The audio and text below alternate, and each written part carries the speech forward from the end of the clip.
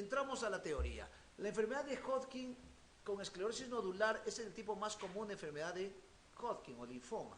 En los países de desarrollo, 60-80% de los casos, se presentan principalmente en personas jóvenes, tanto en hombres como en mujeres. Tienden a originarse en los ganglios linfáticos del cuello o el tórax, por eso es importante ver la característica de los ganglios. Bajo un microscopio, los ganglios linfáticos contienen bandas fibrosas que se entrecruzan en el ganglio y rodean los ganglios anormales del tejido linfático. Por eso le da la dureza, la consistencia dura, indolora y fija a planos profundos. Es de célula mixta, puede originarse en cualquier ganglio linfático y se ve la característica del linfoma es las células de Reed-Sternberg, ¿no? Pregunta de examen, ¿ah? La enfermedad de Hodgkin con predominio linfocitario, por lo general se presenta en la mitad superior del cuerpo y en pocas ocasiones se encuentran en muchos ganglios linfáticos. Acuérdense de mi diafragma para arriba, ¿no? Cuando es observado con un microscopio se parece mucho a la enfermedad de Hodgkin con célula mixta en su contexto. La enfermedad de Hodgkin con deflexión linfocitaria es la forma menos común, 1%. Se presenta en edad avanzada, la otra era en edad joven. Muy avanzada de detectar, o sea, cuando ya está avanzado el cuadro está muy deteriorado el paciente. Pocos linfocitos normales y muchas células de Reed-Sternberg en su contexto. Vamos al cuadro, pregunta 28. Un hombre de 45 años acude a su médico porque desde hace varios días ha notado la aparición de un abultamiento en la parte lateral izquierda del cuello. Justo lo que acabo de ver hace 3 días. Me llama un colega que ha sido mi alumno en San Fernando y me dice: doctor, tengo un paciente de un conocido que le ha salido un bulto. Lo han visto 3 otorrinos y dicen que es un absceso retrofaríngeo. Y cuando yo lo veo al paciente le encuentro el cuello ensanchado. Eso se llama el cuello de Madelung. Ya es diagnóstico, linfoma, no hay otro. Pues un signo te hace diagnóstico. Por eso acuérdense del signo del ornitorrinco. Lo que ven nunca se olvida. Hay un viejo adagio chino: lo que veo, lo que leo me olvido, lo que veo me acuerdo. No se olvide. A propósito de este caso, ¿no? Pero además se encuentra bien y hace una vida normal, porque solamente tiene, a veces ni le duele, solamente le molesta desde el punto de vista estético. O sea, van al médico por el punto de vista estético, tiene el cuello un poquito ensanchado y le sale una bola, ¿no? A veces, algunas veces por el grado a nivel cultural del paciente no acude a un centro de atención. La exploración muestra con única normalidad la presencia de una tumoración de 2 por 2 centímetros, tamaño de consistencia firme, lateral izquierda del cuello. Los recuentos globulares son normales, Mantiux, o sea, la prueba para el PPD normal, la radiografía de tórax muestra la separación de la línea paratraqueal izquierda, mira, importante, o sea, quiere decir que está infiltrando ese ganglio. Los campos pulmonares son normales. ¿Qué tipo de exploración cree usted que es la más adecuada para establecer el diagnóstico? En realidad, primero hay que plantear, si tengo un paciente de 45 años con ese contexto de ganglio asimétrico, acuérdense que los linfomas pueden dar ganglios simétricos o ganglios asimétricos. Un diagnóstico diferencial es tuberculosis, pero la tuberculosis tiene una peculiaridad: no da muchos ganglios cervicales, más dan ganglios supraclaviculares y son móviles y algunas veces no duele. Otra característica es que fistulizan. Otra patología que da ganglios con esa consistencia es la sarcoidosis. La sarcoidosis, pero la sarcoidosis no se circunscribe solamente al ganglio, sino da un componente sistémico: eritema nodoso, paniculitis, artralgias, componente digestivo, pulmonar, o sea, un contexto grande. Las tuberculosis escrofuláceas, que son por tuberculosis ganglionares, tienen ese tipo de presentación, pero son más supraclaviculares y más que cervicales. Entonces, la prueba para diferenciar, y me olvidaba una patología que vi hace un tiempo, de una monja que le salió un ganglio y pensaban que era un linfoma. Las hermanitas ya estaban orando todo día y noche, ¿no?, por la situación, y era obvio, ¿no?, del punto de vista del acercamiento espiritual. Y la paciente, el problema que era una paciente de claustro. ¿Qué quiere decir claustro? Yo tampoco entendía. Que es que no la puedes ver a la paciente, solamente ves los ojos. Acuérdense que los ojos son las ventanas del alma. O sea, las pacientes no las puedes ver completa, solamente en los ojos. Entonces me dicen que le evalúe, porque me mandaron del hospital para evaluar este caso, y no podía verla, pero yo digo, no puedo, si no examino no hago diagnóstico. No se puede hacer un diagnóstico sin examinar. Entonces tenían que romper algunos canos, tenían que llevar incluso hasta al obispo para que pudieran examinar a la paciente. Pero al final no se pudo examinar a la paciente, pero sí se pudo entrevistar a la paciente. Entonces tenía que usar mi otro instrumento, que era la entrevista. Entonces le digo, ¿cómo se ha salido? ¿Desde cuándo salió el ganglio? Hace 2 semanas, doctor, me ha salido y comenzó a crecer poco a poco. Me duele un poquito, pero ahora está duro y estoy haciendo fiebre. Y yo dije rápidamente, ¿esto será un linfoma por el crecimiento de esta evolución? No me parece. ¿Hay historia de baja de peso? No. ¿Hay historia de digestivos? No. Entonces comencé a ahondar mi anamnesis. Y yo le digo, ¿tiene mascotas? Doctor, tenía, hace un mes se murió mi gatito. Ya está el diagnóstico ya. Fiebre de arañazo de gato. El gato le había... Y yo le pregunté, ¿no le ha arañado por si acaso el gatito antes que muera? ¿Cómo sabe, doctor? Me dijo. Preguntas, pues el que sabe lo que busca, encuentra. Diagnóstico, fiebre de arañazo de gato por Bartonella henselae. Le di tratamiento con macrólidos y la paciente a la semana ya no tenía el ganglio. No le pude examinar, pero le pude entrevistar. Entonces, hay varios diagnósticos diferenciales. Hay otras enfermedades que también dan ganglios con estas características. Hay una enfermedad que tuve la oportunidad de ver un caso, la enfermedad de Kikuchi. La enfermedad de Kikuchi es una enfermedad por ingesta de comida de pescado crudo. Esto lo tienen mucha predilección los orientales, sobre todo los japoneses. Y justamente este paciente era Nikkei. Y le comenzó a salir ganglios de esta forma y fiebre. Y era enfermedad de Kikuchi, una enfermedad severa con alta mortalidad. El paciente se murió 3 meses después. Hay una enfermedad que también produce ganglios, que es la actinomicosis. La actinomicosis es muy frecuente en nuestras latitudes, sobre todo los que viven en la vida rural. Clásico, ¿no? Paciente que la esposa le lleva la comida donde está trabajando en el campo y el paciente después de comer hace su pequeño reposo, pues, ¿no? Se siente en su chacra, se echa y agarra la pajita para sacarse los resabios de los dientes, ¿no? Los resabios. Y ahí se está metiendo actinomisis, Israel. Ahí se está metiendo actinomisis. Y el actinomisis se mete por la parte dentaria, comienza a hacer problemas dentarios y comienza a hacer ganglios, actinomicosis. Y otra enfermedad que se llama la nocardiosis que también da ganglios. Entonces, por favor, cuando vean un signo, traten de escudriñar, tener bastante diagnóstico diferencial para que no se le escape nada en un detalle. Entonces, en realidad, creo que la biopsia es la mejor forma de diferenciar el diagnóstico de este paciente. Doctor, quizás de inicio me llamó la atención el cabezólogo, no es el que tiene cabezazos, es el cirujano de cabeza y cuello. Me dice, Roberto, yo le digo, me parece un linfoma, tiene cuello va de lung. Hazle la biopsia. No, ¿por qué no le hacemos primero una ecografía? Me dice, puede ser un higroma, puede ser un quiste tirogloso. Tiene que haber historia por eso, ¿no? Algunos médicos, prefieren ecografía, a propósito de esta aseveración que ponen acá, ecografía de cuello, para ver si es quístico, si es sólido o si es absceso. Es un examen coadyuvante, yo pienso que ambos deben ir de la mano, ¿no? Una ecografía más una biopsia de masa, pero para diagnóstico, biopsia, pues, no hay otro. Y acá, mira, causa de ganglios inflamatorios agudos, angina de Ludwig. Tuve un caso de un paciente con angina de Ludwig. El paciente comienza a hacer estridor laringio, insuficiencia respiratoria, tiene unas amígdalas severas, comienza a hacer una plétora facial, esa se llama la angina de Ludwig. Linfadenitis aguda inespecífica, mononucleosis, ya hablé de eso. Toxoplasma, acuérdense que también esto se asocia al gato.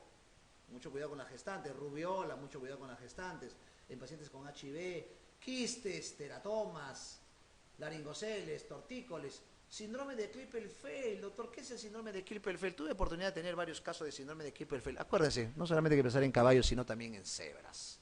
Klippel-Feil, tuve la oportunidad, desde que era alumno de colegio, tuve la oportunidad de un Klippel-Feil. Tenía una compañera de mi colegio que caminaba así. Y no estoy haciendo ningún tipo de diferenciación, ni sarcasmo, ni sátira. Y entonces, en ese tiempo, neófito, ni tenía pensado estudiar medicina, la veía así. Y bueno, era motivo de hilaridad y de burla del entorno nuestro, ¿no? Por nuestra ignorancia, ¿no? Y entonces lo que ella tenía en realidad era un Klippel-Feil. Esos pacientes que le dicen sin cuello, esos son Klippel-Feil. Es una cervicalización de las vértebras. Se cervicalizan, se achican y produce el famoso Klippel-Feil. Doctor, el Golden Heart, ¿qué es el Golden Heart? Tuve la oportunidad de ver varios casos de Golden Heart. Se ven niños que nacen con microtia, oreja pequeña, que nacen problemas de agenesia auricular, problemas de audición, o problemas maxilares, eso se llama Golden Heart. Es un problema de hendiduras braquiales. Acuérdense, el Pierre-Robin, el Treacher-Collins, son alteraciones de hendiduras braquiales que también producen algunas características somatomorfas, faciales. Ahí está la enfermedad de Madelung, pero esta es la enfermedad de Madelung, yo le digo el signo de Madelung. Fibromas, lipomas, higromas, una serie de características. Adenopatías metastásicas también pueden dar ganglios. Acuérdense que la tiroides, el carcinoma de tiroides puede dar adenopatías satélites, ¿no? Pero hay una enfermedad tiroidea que puede simular un linfoma y puede simular una tumoración severa. Se llama la enfermedad de Riedel. Es una tumoración dura de la tiroides, pero es benigna. Benigna. El problema es que como es dura, comprime vías respiratorias. Entonces hay que hacer descompresión o sacar. Linfomas y otras causas. Y miren, acá hay un pequeño cuadro muy bonito para entender. Cuando encuentro submentonianos, ver patología oral, retrofaringia, absceso dentario. Retroauricular, cuero cabelludo, y no me olvido de esta, la rubiola da adenopatías retroauriculares, preauriculares, yugulares medios, inferiores, supraclaviculares, mira, pulmonares, tiroides, no se olviden de la actinomicosis, de la tuberculosis, o sea, ubicaciones. Yo me acuerdo que hice un diagnóstico de un paciente con un ganglio inguinal, solamente tenía un ganglio inguinal y todos pensaban que era ETS.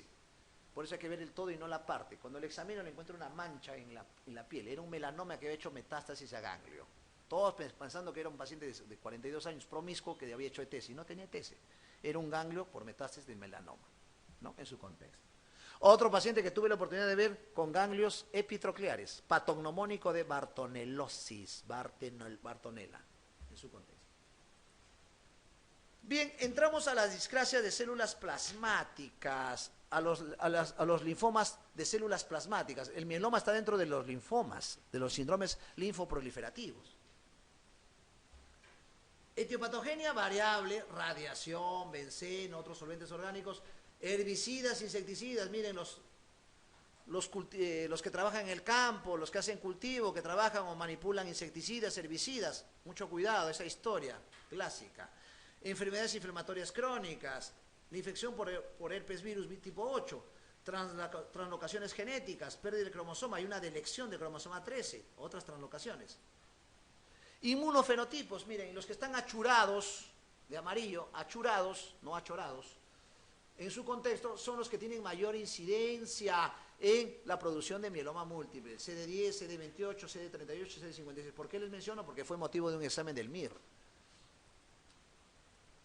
Algunos otros contextos del punto de vista citogenético, cariotípico, en realidad es más memorístico que criterios de información, pérdidas, delecciones, el CD10, una serie de factores que ustedes con tiempo lo van a leer. El marcador son formados por citoquinas, porque la noxa, el agente externo, el insecticida, la radiación, salud, libera o activa las interleuquinas, y las que están más achuradas son las que actúan más, la interleuquina 6 y el Rankal, ¿no? Que es un killer también a nivel de osteoclasto. Esto explica por qué el paciente con mieloma hace hipercalcemia, porque activa el osteoclasto, aumenta la resorción ósea. La triada clásica del paciente mieloma, por eso está achurado, dolor óseo, sobre todo dorso lumbar, anemia, ¿no? Son los dos característicos, y esto se agrega la radiculopatía. Cuando tengan esta triada sintomatológica, dolor óseo, anemia, radiculopatía y un paciente mayor de 50 años, debo plantear mieloma múltiple, debo plantear, estoy en la obligación de plantear mieloma múltiple. Siempre hago interviews, siempre les trato de contar mi experiencia, trato de extrapolar mi experiencia. Un alumno de la San Martín me dice: doctor, quiero que usted me enseñe el ojo clínico. ¿Qué es el ojo clínico, doctor? Tanto habla usted en sus disertaciones de ojo clínico. Enséñeme, ¿dónde está mi ojo clínico? Yo les dije una enseñanza muy, digamos así, de reflexión. El ojo clínico siempre está en cada uno de nosotros. Si no, va a depender de nuestra experiencia. Por eso la medicina es un arte. Va a depender de nuestra experiencia para encontrar y cultivar nuestro ojo clínico. Ese ojo clínico que lo hizo Harvey, ese ojo clínico que lo hizo Galeno, Asclepiades, Hipócrates, el ojo clínico que todo médico debe tener, lo tiene, pero alguna vez se da cuenta que todavía no se da cuenta que lo tiene bien, ¿no? Entonces, la experiencia, a medida que uno va creciendo en la profesión, va adquiriendo, va formando, va madurando su ojo clínico, ¿no? En su contexto. Y esto, de hecho, abocado en una buena información, recabar buena información, buena lectura y examinar. Yo siempre comparo la medicina, por eso es un arte, con dos ejemplos. Y eso le digo a mis alumnos, a mis residentes, porque soy tutor también de residentes, les digo lo siguiente: yo no quiero que sean manco con ojos ni ciego con manos. Una enseñanza aforística. Doctor, no le entiendo, quiero que me hable, no me hablen parábolas. Quiero darme a entender. Manco con ojos es aquel alumno o residente que es: doctor, la ictericia indirecta se forma por la reofocitosis producido por la hemocateresis, que recaba el fierro que se reutilizó, se destruyó por la hemocateresis, va a los cordones de Billroth de la pulpa roja, luego en el vaso se secreta por unos transportadores prealbúminicos y luego eso llega al nivel del polo vascular, el espacio dice, del ligadín I, Z, que lo transportan a nivel del retículo endoplásmico, donde se realiza la primera glucoronización, luego por mecanismos enzimáticos va al microsoma mitocondrial y luego se hace la segunda glucoronización y luego de eso sale al polo biliar mediante las transvéculas de Rantke y luego se bifurca, sale una parte a la orina como urinógeno y otra parte a las heces como estercobilinógeno y así se produce el metabolismo de las bilirrubinas. Muy bien, te felicito. Vamos a ver un paciente. ¿Qué tipo de ictericia estás viendo? ¿What? ¿Sabe? Ese es el manco con ojos. Es el ratón de biblioteca, el que sabe toda la teoría, que las interleuquinas 1 y 6, el mecanismo de la basofilia en asma, el TH, los leucotrienos, las prostaglandinas, pero no sabe nada de clínicas. O sea, está manco, por eso es manco con ojos, el que sabe mucho teoría, pero no sabe práctica. Y al revés, aquel alumno, y los veo, lo evidencio porque van alumnos a mis guardias, dice: doctor, un cuello de mado, linfoma. Yo le pregunto: fisiopatología de la linfodenomegalia en este caso.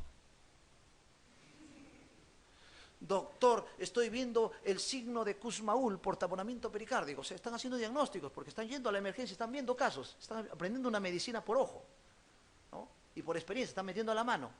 Le digo: ¿cuál es la fisiopatología de este paciente con el cuadro mencionado? ¿Qué tipo de hipoxemia es? ¿Por qué está haciendo taponamiento pericárdico? ¿Por qué estás haciendo un exudado a nivel del pericardio? ¿Qué tipo de pericardio tienes? ¿Visceral, parietal? ¿Qué tipo de líquido va a ser? Doctor, está viendo una insuficiencia cardíaca con edema agudo de pulmón porque el paciente está sentado con las piernas colgantes, está agitado, diaforético, tiene tirajes. Es una insuficiencia cardíaca con edema agudo de pulmón. Es cierto, está haciendo el diagnóstico endoscópico el alumno. Pero cuando le pregunto: ¿cómo es el efecto Bohr en un edema agudo de pulmón? No sabe. En su contexto. Ese es el ciego con manos. Entonces, en medicina, por favor, no quiero ni manco con ojos ni ciego con manos. La medicina camina así: teoría, práctica. Es un sinergismo, igual que la ciencia. La ciencia no puede caminar sola si no hay la religión. Si no entiendo a Dios en el camino, no voy a poder caminar solo con la ciencia. Entonces, quiero que entiendan eso. Es importante el entendimiento y mucho más en estos casos, como el mieloma, que vamos a ver aquí algunas características. Miren, el dolor óseo es importante, el dolor óseo sobre todo a nivel de la espalda. El paciente incluso nota que: doctor, me estoy jorobando, estoy jorobado, como es el jorobado de Notre Dame, ¿no? El paciente con cifosis. ¿Por qué? Porque se está destruyendo las vértebras y está colapsando y el paciente se está achicando, incluso viene por reducción de tamaño. Es una presentación muy importante de la destrucción ósea. Y el dolor, y un dolor muy sui generis, es un dolor nocturno. Doctor, no puedo dormir, me levanto en las noches. Esos dolores son dolores oncológicos. Debilidad de fatiga por la anemia, pérdida de peso por el poco aporte y la anemia mismo, la palidez por la anemia. Y la hepatoesplenomegalia generalmente no es la característica del mieloma, más de la macroglomerulina de Waldenström. ¿Qué es una radiculopatía? Doctor, cuando camino siento unas algias, como una electricidad que me pasa en las piernas, me viene de la nalga hasta la parte de los gemelos. Esa es radiculopatía por ciática. Acuérdense su clase de anatomía o neuroanatomía. Está haciendo una radiculopatía compresiva, porque como se está colapsando la vértebra, comprime el plexo de conjunción. Acuérdense que el agujero de conjunción sale el plexo nervioso, comprime y duele, pues es una radiculopatía. ¿Cómo sé que es una radiculopatía? Le hago solamente levantar la pierna, signo de Lassalle. ¡Ah! Me duele. Eso es radiculopatía positiva, Lassalle positivo, ¿no? Clínica, comprensión medular. El paciente comienza a tener alteraciones de los reflejos, alteraciones de la sensibilidad. Clínica primero, antes de la resonancia. Neuropatía periférica, arreflexia. Plasmocitoma intracraneal, son raros en realidad. Hiperviscosidad, ¿cómo sé que está hiperviscoso el paciente? Cefalea, amaurosis, alteración de la visión, mareos, náuseas, abotagamiento, trombosis, síndromes hemorragíparos. Infecciones, acuérdense que la infección es uno de los factores de alta tasa de muerte en el paciente con mieloma múltiple. Un compañero de mi promoción, oftalmólogo, muy amigo mío, me llama hace 5 meses, me dice: Roberto, te llamo porque mi papá lo están viendo en la clínica San Pablo y no sé, le han dicho que tiene osteoporosis, le están dando tratamiento para osteoporosis y me dice ese contexto y sigue con dolores óseos. No sé, por eso te llamaba, quería ver si lo puedes ver a mi papi. Bueno, aparte que tenía mucha deferencia con el señor. Cuando me cuenta por teléfono eso, le digo: Eduardo, tu papá es varón, la osteoporosis no es frecuente en varones. Tiene dolor óseo, tiene 69 años. Este es un mieloma múltiple, Eduardo.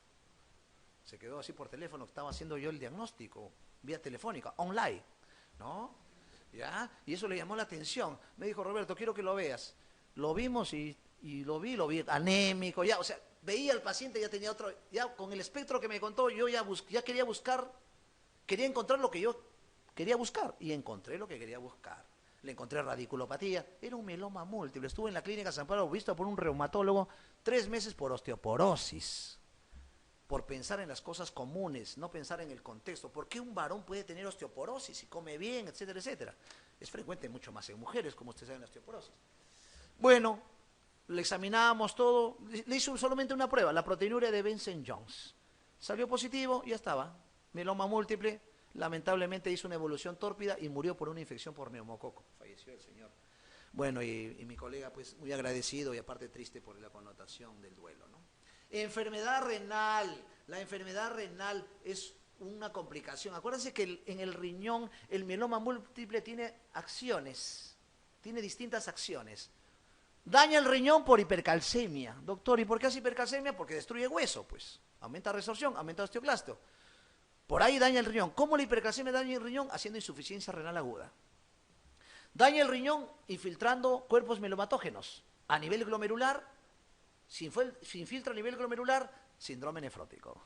Si infiltra a nivel tubular, tubulopatías, como el Fanconi. Acuérdense del síndrome de Fanconi que hemos hecho en la clase de nefrología, ¿no? Y puede dañar todo el contexto. Y da también riñones grandes, nefromegalias. Es una causa de riñones grandes con insuficiencia renal. Infecciones, me olvidaba, siempre por encapsulados. Por eso al paciente con mieloma múltiple se le vacuna contra neumococo y hemófilos influenza. Miren, esta pacientita, miren este se llama fascia hipocrática, una sala hospitalaria. Mi hospital, cuando un alumno me dice el primer día de clase: doctor, ¿cuál es el libro de semiología que me recomienda para estudiar? Le señalo al paciente: tu paciente. El paciente es el mejor libro, no hay otro. Este paciente tiene una fascia hipocrática. ¿Qué quiere decir fascia hipocrática? La boca entreabierta, la nariz media respingada, caquéctica, miren la bola adiposa de Bichat. Esta es una fascia hipocrática. ¿Qué quiere decir fascia hipocrática? Fascia premortem. Esta paciente se murió al día siguiente y tenía mieloma múltiple. Miren este pacientito también nuestro, miren, está señalando su componente. Él tenía esplenomegalia, este rompió el molde. Tenía mieloma múltiple, pero tenía esplenomegalia. No es frecuente, la esplenomegalia es más frecuente en macroglioma de Wallenstrom. Exámenes auxiliares, se comporta como una anemia normocítica normocrómica, les di el dato. Relux no es patognomónico de mieloma múltiple. Acuérdense que el relux es el apilamiento en fila de tren en pacientes con mieloma, pero puede verse también en otras discrasias de células plasmáticas, como el macroglioma de Wallenstrom. La velocidad de sedimentación. Este es un dato importante que quiero que entiendan doctores y doctoras. Cuando tengo una velocidad de sedimentación elevada, Acuérdense que la velocidad de cimentación está de acuerdo a la edad. En varones es edad sobre 2. Si yo tengo 43 años, como tengo, mi BCG normal debe ser 21.5. Si tengo 50 años, debe ser 25. Y en la mujer se le suma 10 y se le divide entre 2. Esa es la fórmula para la edad. Cuando el BCG aumenta más de 60, 80, 90, planteen mieloma múltiple, planteen vasculitis, planteen artritis reumatoide juvenil, planteen STIL, planteen polimialgia reumática, que son causas más severas de velocidad de cimentación alta, por favor. Eso es un dato importante. A veces llegamos al diagnóstico con eso. Plasmocitosis, hipercalcemia, el calcio elevado, el síndrome hipercalcémico, ¿cómo se manifiesta? Náuseas, vómitos, dolor abdominal, diarreas, constipación, poliuria, polidipsia, convulsiones, reflejo alterado. Todo un síndrome, un contexto sindrómico. Proteínas monoclonales, bueno, esto ya es más fácil discernir, pues si ya le hago un proteinograma y encuentro monoclonal, eso es mieloma múltiple, ¿no? Pero, por favor, escudriñen la parte clínica, que es lo más importante, lo demás ya sale solo. Acá está un proteinograma electroforético con aumento de un grupo de una gamapatía monoclonal. Miren, este es el fenómeno de Relux. Miren cómo las células plasmáticas se apilan en fila de tren, fila de tren. Exámenes auxiliares, beta-2 microglobulina, buen dato. Estamos dosando mucha beta-2 microglobulina, no solamente para mieloma, para linfomas, leucemias, cánceres, función renal, acuérdense que hace azoemia, hace creatinina elevada, radiografía, lesiones líticas. Si quiero ver más lesiones, gammagrafía ósea, no se olviden. A la densitometría puede haber una osteopenia, por eso ese pacientito, el papá de mi colega, el médico reumatólogo le tomó densitometría, osteopenia, le dio su bifosfonato y su calcio. Le estaba dando más calcio al paciente que tenía calcio, exceso.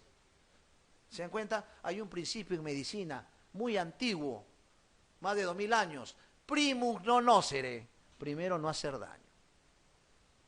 Examen de médula ósea, este es el gold estándar, pues para diferenciar estadios de mieloma múltiple. Médula ósea, más de 10% de células plasmáticas es diagnóstico. Alteraciones medulares. Miren, este es un caso de un paciente mío. Les cuento la historia de este paciente. Es un paciente que viene de Arequipa. Su hermana era visitadora médica de un laboratorio muy conocido donde soy speaker. Y me dice, doctor Avilés, quiero que vea a mi hermano. Viene por cefalea, ha sido diagnosticado de migraña en Arequipa por un neurólogo. Y a mí me sorprendió. Un paciente de 55 años, varón, le catalogan como cefalea migrañosa. Acuérdense que la cefalea migrañosa es de gente más joven y mujeres, ¿no? Tiene un contexto de la 5-hidroxitriptamina, un contexto mucho más hormonal. Le examino, le encuentro un poquito anémico. Cuando le examino la parte ósea, el examen clínico, acuérdense que el mieloma múltiple afecta los huesos planos. Por eso cuando voy a hacer un examen, le examino acá, ¡au! Me hace. Le examino acá, ¡au! Le examino en la parrilla costal, ¡au! Me llamó la atención eso, anemia. Le tomo la placa, salió esto, doctores. Un mieloma múltiple, signo del sacabocado, sal de pimienta, también le llaman. Miren, huecos. El neurólogo está tratando con cefalea migrañosa. Y acá hay otras alteraciones de la parte medular, un componente. Esta es la célula plasmática gigante, plasmocitoma, miren, con otras tinciones. Y el diagnóstico del plasmocitoma, mieloma múltiple, 3 criterios. Presencia de proteína, la parte monoclonal, tanto sérico como urinario. Plasmocitoma a nivel de la biopsia de hueso. Hipercalcemia, lesiones líticas, anemia, insuficiencia renal. Esto es mieloma múltiple. Pero puede haber un cuadro asintomático, poco monoclonal y no tiene otras alteraciones. Y monoclonal con proteínas séricas menor de 3, células plasmáticas en biopsia de hueso menor de 10, o sea, están inespecíficos. El mieloma múltiple tiene estos criterios. Este es el criterio de Uri Salmón que vino en un examen, creo que ya vino en un examen, lo he visto, ha venido en un examen, para dividir en estadios, estadio 1, estadio 2, estadio 3 y A y B.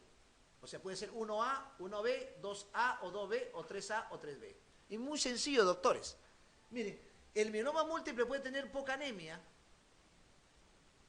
puede tener marcadores séricos de inmunoglobulinas y puede ser calcio normal y puede ser estadio 1.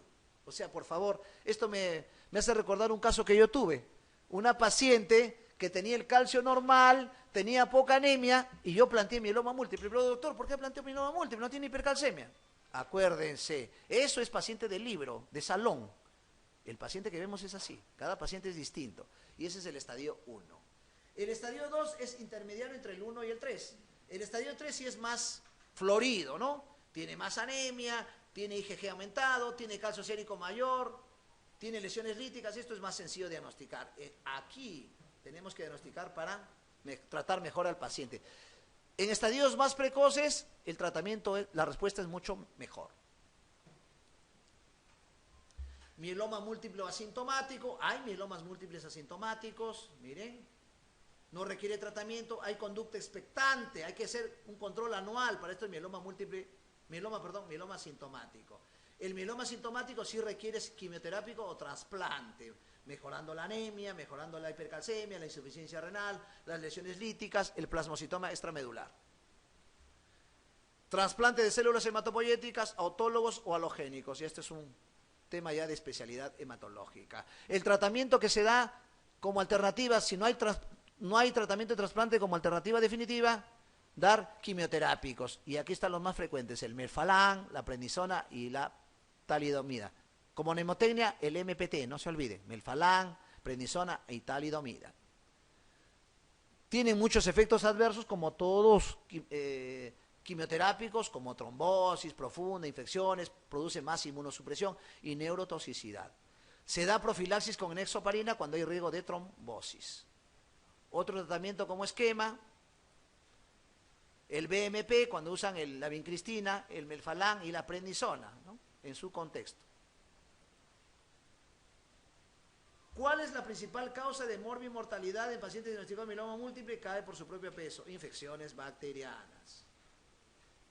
Los criterios de Dury-Salmón, ya lo vimos en un cuadro del Farreras, acá mucho más extenso, plasmocitoma en biopsia de tejido, plasmocitosis en médula ósea, marcadores IgG e IgA, excreción de cadenas ligeras, no se olviden, el mieloma múltiple se relaciona a cadenas ligeras, muchos se equivocan y piensan que son cadenas pesadas, es cadenas ligeras. En la ausencia de amiloidosis, criterios menores, plasmocitosis en médula ósea, pico monoclonal presente, IgM normal disminuido. Manifestaciones clínicas, no se olviden, no diagnostiquen mieloma múltiple sin dolor óseo, tiene que haber dolor óseo, que es el más frecuente desde el punto de vista sintomatológico. Síndrome anémico, pérdida de peso, infecciones, esplenomegalia y fiebre. Y aquí les doy un datito más. Tuve una paciente con neumonías recurrentes. Cuando tengan neumonías recurrentes a repetición, planteen dos diagnósticos, salud, HIV y mieloma múltiple. Son de las dos patologías que me dan neumonías recurrentes. Acá está una clasificación importante de las gamapatías monoclonales. O sea, dentro de las gamapatías monoclonales está el mieloma múltiple, pero hay otras. Esta es la gamapatía indeterminada, esta es la amiloidosis, la enfermedad linfoproliferativa, plasmocitoma solitario, la macronemia de Waldenström y otras causas. Pero la más frecuente, si le preguntan, pregunta de examen, ha sido esto allá. ¿Cuál es la gamapatía monoclonal más frecuente? No es mieloma múltiple, es la indeterminada o de reciente inicio. Ahí está.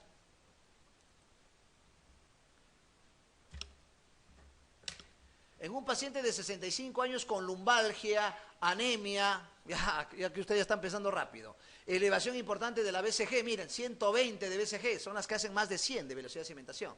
Hipercalcemia, ya creo que leer mucho, ¿no? ¿Cuál es el diagnóstico más, cuál de las siguientes afirmaciones es correcta? ¿Es importante descartar hernia discal? No, pues hernia discal tiene una historia clásica, ¿no? Parestesias, alteración de la sensibilidad a nivel sensitivo, radiculopatías, ¿no? Y un dolor ubicado, ¿no? La macronemia de Waldenström es un diagnóstico muy probable, falta hepatoesplenomegalia para macronemia de Waldenström, hiperviscosidad, acuérdense. El examen morfológico de la médula ósea es fundamental para el diagnóstico, este es importante. Eso es lo importante en esta prueba. Esto parece un mieloma múltiple con todo lo que se menciona. Mieloma múltiple secundario, columna vertebral 80%, pelvis, las afecciones óseas, acuérdense que le dije de los huesos planos, no se olvide. El mieloma que con más frecuencia se asocia a síndrome de Poems. Doctor, ¿qué es síndrome de Poems? El síndrome de Poems es un acróstico. ¿Qué es Poems? P de polineuropatía. O de organomegalia. E de endocrinopatía, puede cursar con alguna endocrinopatía. M de IgM, cadena M. Y es de skin, lesiones dérmicas, POEMS. Se asocia a un mieloma osteoesclerótico. Esa es una pregunta de examen. El mieloma múltiple que con más frecuencia se leucemiza, ¿no? Es con la IgE, la inmunoglobulina E, es la que se leucemiza más en su contexto. El antígeno más característico del mieloma múltiple es la CD38. ¿Se acuerdan que achuré una serie de marcadores? El CD38, ¿no? Más característico del antígeno. ¿En cuál de los siguientes procesos no suele observarse componente M en el suero? Acuérdense que hay otras patologías con cadenas ligeras, cadenas pesadas. Es importante la determinación. La que no se asocia con componente M es el linfoma del Mediterráneo. Tuve la oportunidad de trabajar o ver casos en Mallorca. Palma de Mallorca es una isla de España que circunda el Mediterráneo, y vi varios casos de pacientes con trastornos digestivos, trastornos óseos, trastornos que se relacionan a linfomas. Este es el linfoma del Mediterráneo que cursa con dolor abdominal y fiebre intermitente, ¿no? Entonces, esta es la que no se revisa con componente M, linfoma del Mediterráneo. ¿Por qué? Porque es más frecuente en esas zonas. La enfermedad de Hodgkin, la leucemia linfática crónica, la sarcoidosis, el líquido medicamentoso sí se relaciona con ese contexto. ¿Cuál es el factor más importante en la génesis de la insuficiencia renal del mieloma? Esta es una pregunta importante. Todos los que ven acá hacen compromiso renal, todos, en su contexto. Pero la que se relaciona más al componente puede ser la hipercalcemia. La hipercalcemia hace una insuficiencia renal. La hiperuricemia por la destrucción ósea. La deshidratación en su componente. La hipotensión, pero la Benson-Jones es la que se relaciona más a la insuficiencia renal. Acuérdense de la proteinuria de Benson-Jones, pero no es patognomónica de mieloma. Pueden ver en otras discrasias, como la macrouremia de Waldenström, en poco porcentaje, por supuesto. Alteraciones plaquetarias, y aquí terminamos. Hablamos de las trombocitopenias y de las tromboastenias. Los pacientes con púrpura trombocitopénica autoinmune, que es la PTI o la PTA, también conocido en niños como la enfermedad de Werlock, relacionado a virus, o puede ser idiopática. Se inicia tratamiento con corticoides, ese es el tratamiento. El anticuerpo antiplaquetario. Se asocia a tratamientos con gamma-globulina en su contexto. ¿En cuál de las siguientes situaciones puede estar indicado el uso de gamma-globulina? Generalmente cuando hay brotes hemorrágicos, cuando el paciente está con brotes hemorrágicos, pese a que le ha dado corticoides, algún tratamiento más, no responde, ahí puedo darle el tratamiento de las gamma-globulinas. Acuérdense que parte del tratamiento de las PTIs es corticoides, impulsos tanto orales o endovenosos, vincristina, dapsona, y un procedimiento final puede ser esplenectomía. En la PTI lo que altera es la función plaquetaria del punto de vista de cuantitativo. Doctor, ¿se le puede poner plaquetas a un PTI? ¿Es no ponerle más leña al fuego? No. ¿Cuándo se le pone plaquetas a un PTI? Cuando tiene plaquetas menor de 10.000 y no sangran, porque riesgo de sangrado cerebral. Cuando tiene plaquetas menos de 20.000 y hay síndrome hemorragíparo, se le pone también plaquetas. Recuento de plaquetas bajo, viendo si hay esplenomegalia. Si es esplenomegalia puede ser por una cirrosis, un síndrome de Banti, tumores, congestiva. Eso es un hiperesplenismo. Puede ser por problemas medulares, linfomas, leucemias, metaplasias, hemos visto. Vaso normal, es problema central, preleucémicos, anemia refractaria, citopenias, defecto de la producción. O puede ser una médula normal, pero exceso de la producción, inmunitaria. Ahí está el PTI. Pero también hay otras causas, como la sepsis con C y D, coagulopatía intravascular diseminada, vasculitis, prótesis. ¿Cuál de las siguientes medidas terapéuticas puede usarse cuando por cualquier circunstancia es necesario elevar rápidamente las plaquetas, ¿no? En su contexto, ¿no? Las gamma-globulinas es el tratamiento, pero todas se usan, La danazol, la cetropina, el corticoide se usan también, menos la ciclofosfamida, se usa más en lupus. La inmunoglobulina, deficiencia humoral y púrpura trombocitopénica autoinmune, no se usa en PTT. El tratamiento del PTT, que es la púrpura trombocitopénica trombótica, es plasmaféresis. Trombocitopenia en el síndrome hemolítico urémico, púrpura trombocitopénica trombótica, trombocitopenia inducida por oro o sales de oro, son patologías que se pueden usar, pero con menos frecuencia, pero más aquí es plasmaféresis. Esquemas de tratamiento diversos, ¿no? Incluso actualmente se están usando los biológicos, como etanercept, rituximab, una serie de medicamentos que están en uso.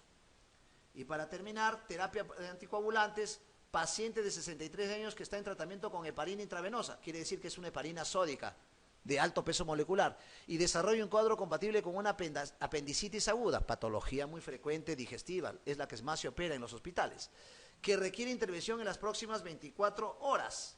¿Qué actitud plantearía? Suspender la heparina y operar pasadas las 6 o más horas. Ese es el tratamiento, ¿no? ¿Qué hacer? Suspender, claro, porque si sigues dando heparina y entras a operar, un cuadro de hemorragia, pero no se puede afrontar las suturas. Y otro, que el paciente que usa aspirina, acuérdense que la aspirina se tiene que suspender 3 días antes de la cirugía, en algunos casos. Doctor, sulfato de protamina es el antídoto para la intoxicación por heparina. Acuérdense, cuando hay intoxicación por heparina, protamina. Cuando hay intoxicación por warfarina, vitamina K.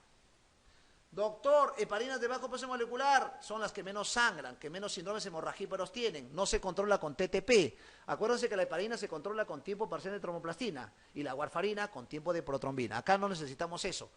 Tenemos la enoxi y la fraxi. Doctor, ¿cuándo administra plasma fresco congelado? Cuando tengo CID, coagulopatía intravascular diseminada. Vida media de la heparina depende del tamaño de la molécula y la dosis puede ser 100 unidades kilo en bolo o 1000 unidades hora. Acuérdense que lo máximo que puedo dar por día son 24.000 unidades. Justo el frasco tiene 25.000 unidades. Es un frasco cada 24 horas. Las vías son subcutáneas, intravenosas, intramusculares, pero más usamos la subcutánea o intravenosa. Paciente de 65 años, fibrilación auricular. Acuérdense que la fibrilación auricular es la arritmia más frecuente. Característica de la fibrilación auricular clínica: cuarto ruido, pulso deficitario, al electro, alteración, ausencia de onda P con RRs irregulares. Causa de fibrilación auricular, no se olviden, la mnemotecnia, CCCC. C, cardiopatía coronaria, C, cardiopatía hipertensiva, C, cardiopatía valvular, C, cardiomiopatía y cardiopatía metabólica, hipertiroidismo.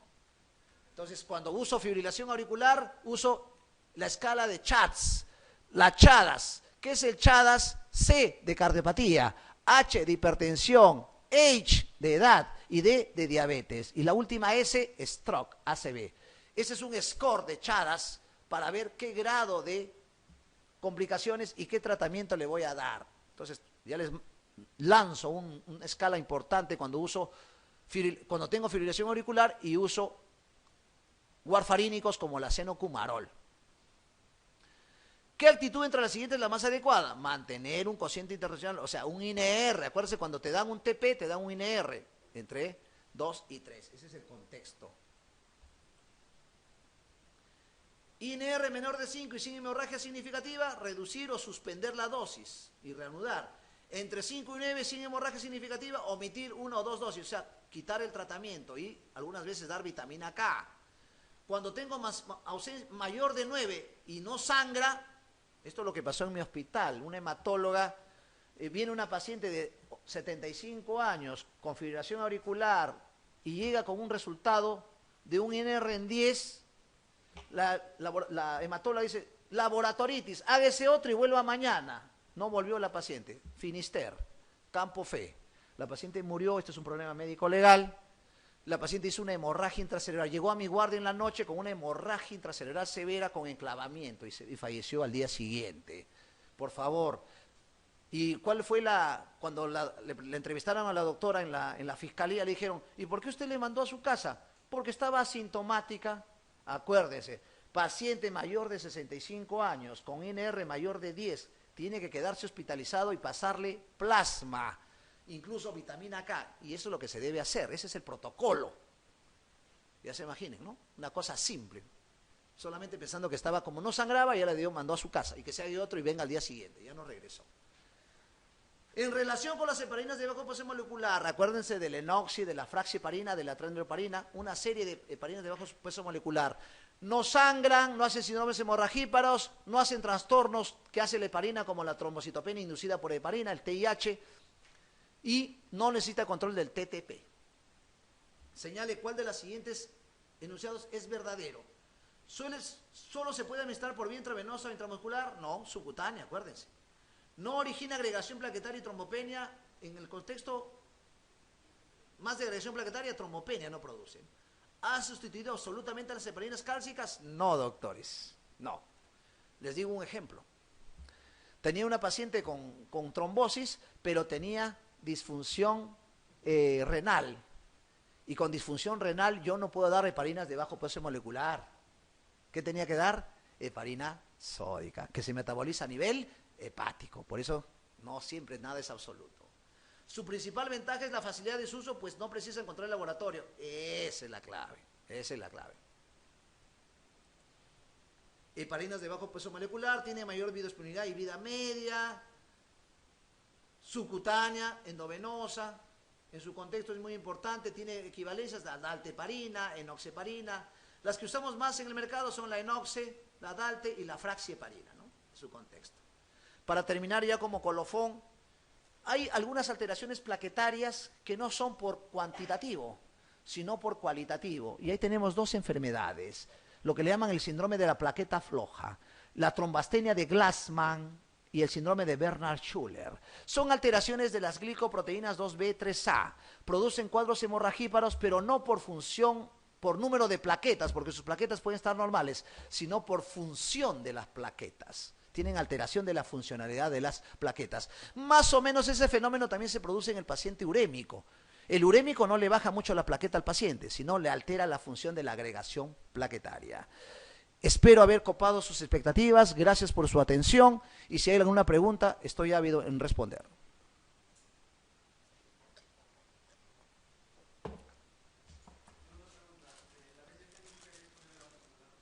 Doctor, la velocidad de segmentación, de acuerdo a la edad, si es varón es edad sobre 2 y si es mujer, edad más 10 sobre 2. De acuerdo a eso uno valora los valores. ¿Tiene importancia la velocidad de segmentación? Sí, cuando tienen valores mayores de 50. Acuérdense ese paciente, más de 100. Artritis reumatoide juvenil, STIL, leucemias, mieloma múltiple. Si no hay otra pregunta, les agradezco.